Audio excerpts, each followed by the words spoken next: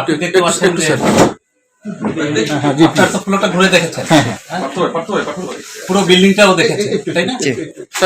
তো যেটা আমাদের বলার, আসলে আপনারা বলতে বলেছেন, আমরা কিন্তু কাজ শুরু করে দিয়েছি এই ভবনে আজকে, কিন্তু আগুন লাগার পরের দিন থেকে, আগুন লাগার দিন মানে পরের সকাল থেকেই কিন্তু আমাদের কার্যক্রম চলমান আছে। আমরা শ্রম ভবনে এখনো আমাদের অস্থায়ী কার্যক্রম চলছে, কনফারেন্স রুমগুলো ইউজ করা হচ্ছে, তারপরে অফিসাররা কিভাবে আসবেন, স্টাফরা কিভাবে আসবেন, কোথায় বসবেন, কিভাবে কাজ করবেন, সেটা আমাদের সচিব মহোদয়ের নির্দেশনা এবং মাননীয় উপদেষ্টা নির্দেশনা ছিল। আজকে আমরা এই ভবনের গত 2 দিন এটা পরিষ্কার পরিচ্ছন্নতা, ইলেকট্রিসিটি লাইন ইনস্টলেশন এগুলো পিডব্লিউডি করেছে, আমাদের লোকজন ছিল, আমরাও ছিলাম।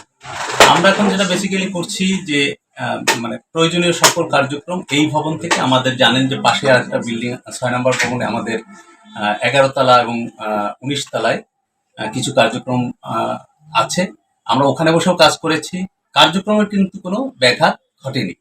কিন্তু যেটা হয়েছে সেটা হচ্ছে যে আমাদের এখন যে সচিব মহোদয়ের বসার কক্ষটা এখনো ঠিক হয়নি, ওইটা কোলাপসিবল গেট হয়েছে।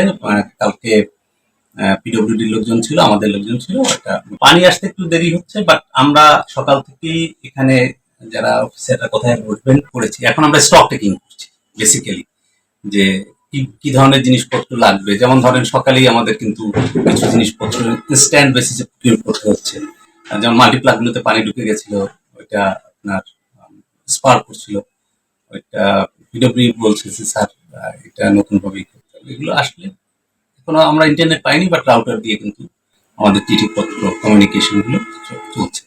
ধরেন পানি নেই, তো ওয়াশরুম ইউজ করতে গেলে পাশের ভবন করা যাচ্ছে, আমাদের তো আর একটা ভবন আছে এখানে, কিন্তু সচিব মহোদয় ওই আমরা গত শনিবার এবং মিটিং গুলো কিছু নৌ পরিবহনে হচ্ছে, আমাদের মাননীয় উপদেষ্টা ওখানে ব্রিফিং করেছেন, সচিব স্যার 2 ভবনেই আছেন, আমাদের কনফারেন্স রুমটাও ঠিক আছে। আর আমরা কতগুলো সভার মধ্যে হয়েছে যেটা শ্রম ভবনের